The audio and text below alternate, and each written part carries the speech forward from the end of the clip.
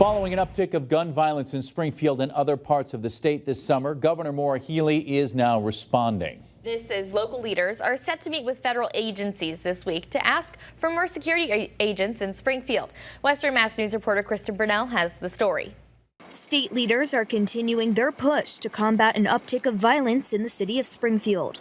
The city hitting a grim milestone this month with 24 homicides in 1 year. Well, I'm requesting and also sending a correspondence to Congressman Neal, Vice Chair of U.S. House Ways and Means. We need federal assistance.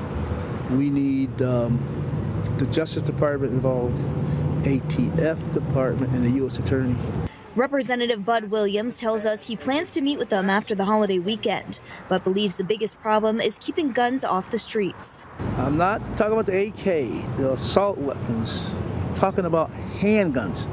That's what is really disturbing, and we need to get more of a handle on taking handguns off the street. Governor Maura Healey released a statement on Monday that reads in part, quote, "I'm heartbroken over the gun violence that occurred this weekend in Boston and Worcester, amid proud celebrations of culture, community, and joy.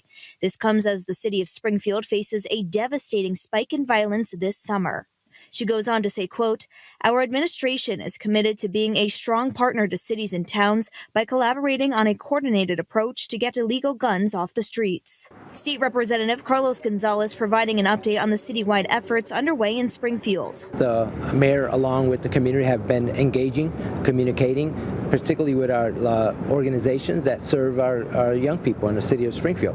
And that has helped, as well as the support that we've received from the Massachusetts State Police and also from our federal partners. Meanwhile, the Healey-Driscoll administration has also invested nearly $1.5 million in federal grant funds to support violence prevention. Western Mass News is getting answers on how that funding is helping the city of Springfield. Some of the funding that they have received is $100,000 specifically for our district attorney's office to also be involved, and $160,000 that's gone into the Springfield, Chicopee, and Holyoke, Massachusetts State Police support services.